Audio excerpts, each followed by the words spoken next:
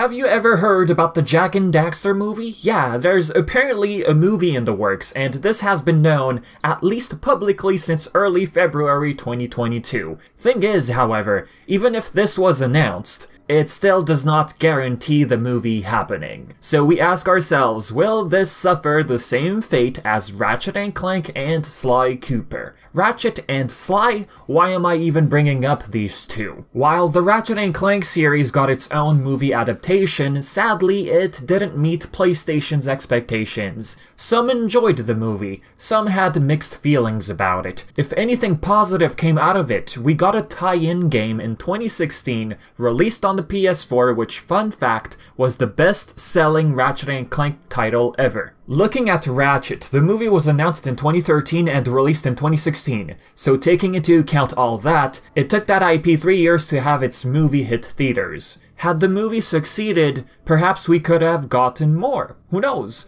Before the Ratchet and Clank movie even hit theaters, this was way back in 2014, a Sly Cooper movie was announced, and those were the days. Just the hype, mystery surrounding that film, not to mention the visual direction they were going with. Sadly, the Sly movie never saw the light of day. Although we never got an official cancellation, many had presumed the movie was cancelled simply because the Ratchet and Clank movie didn't perform as expected at the box office. We believe Sony went ahead and greenlit a TV show instead. Just like the Ratchet and Clank movie and the never ever released Sly Cooper movie, this TV show were to be handled by a third-party team. Again, the Sly TV show did not happen. Could be due to a multitude of reasons. Some had speculated that PlayStation Productions, PlayStation's newly launched own studio for movies and TV shows, had thrown a wrench in the production of the Sly TV show. With PlayStation Productions in the picture, folks believed that, hey, they simply wanted to handle the Sly IP instead, but yeah,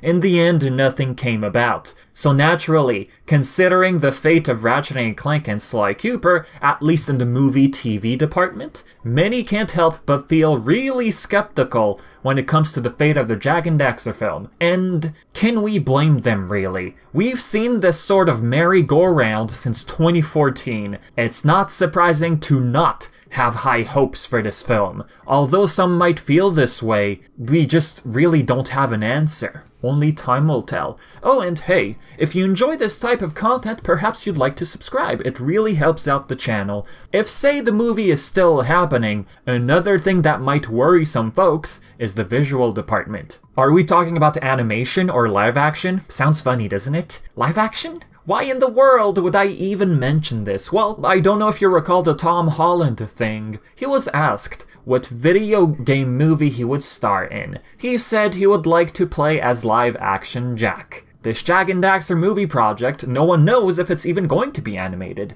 We just know the director of Uncharted is aware of Holland's imagination. That, topped with the unknown visual style for this film, well, naturally the whole live-action versus animation debate happens. The first time I heard about this Jak and Daxter movie project, I quickly imagined animated, especially looking at the precursor Legacy. Apart from the whole animation versus live action debacle, we can't help but wonder about the tone the film will aim for. Are we to imagine something along the lines of the precursor Legacy, or more of that edgy feel from 2 and 3? Or a mix, perhaps. Seeing as how this would be a movie with its own universe, we could easily picture Jak simply being more vocal right from the get-go. Jak's known for being almost mute in the first game. He always seemed to want to speak, but was always interrupted by Daxter. Aesthetically, I feel an adaptation of the precursor Legacy, especially if animated, would really be appealing to the eye. We also have to realize the first game and later installments have a complete different setting. We went from a lush green island to a populated futuristic city. Literally, we time traveled. So when imagining a mix of 1 and 2, let's say, we mostly refer to the feel and tone. With the possible Jak and Daxter movie, the plot also gets us curious. Since this would be a movie, I could personally imagine more backstory for Gal and Maya,